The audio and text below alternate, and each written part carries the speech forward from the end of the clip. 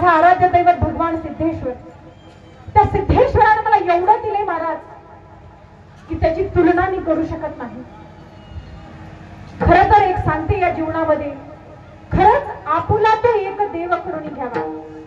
कुठल्या तरी एका देवाला, कुठल्या तरी एका ग्रंथाची आपण मनापासून सेवा करायची आणि सेवा केल्याच्या नंतर विवाह येतच असतो.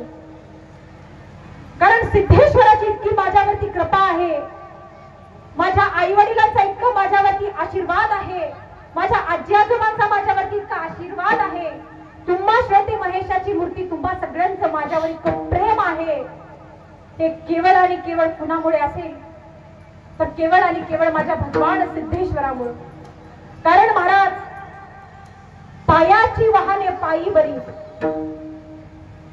मी आयुष्यामध्ये कधीच असा विचार केला नाही की सिद्धेश्वर मला इतका मोठा प्रसाद देईल. त्याला प्रसाद दिला महाराज. मी काही त्याला धन दौलत दिलेली नाही, काही सुद्धा दिले नाही मी त्याला. फक्त अंतःकरणातून दिवसातून एकदाच मी त्याचं श्रवण करते, त्याचं मनापासून चिंतन करते, त्याला मनापासून मी स्मरण करते, म्हणून त्यानं मला इतका मोठा प्रसाद दिलाय. असं म्हणतात पहा, तेरे चौकट पे जो भी झुका है उसको दुनिया ने सर पे रखा है.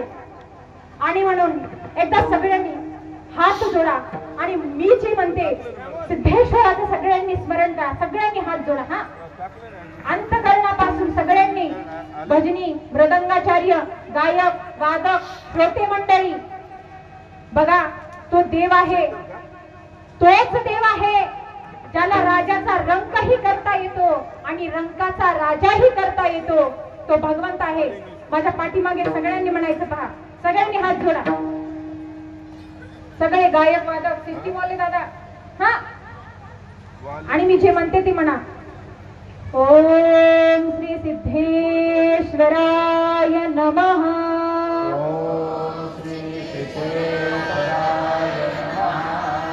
ओम श्री सिद्धेश्वराय नमः.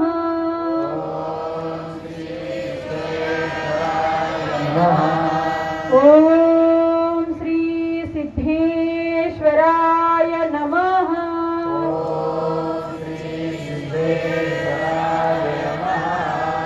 ओम श्री सिद्धेश्वराय नमः.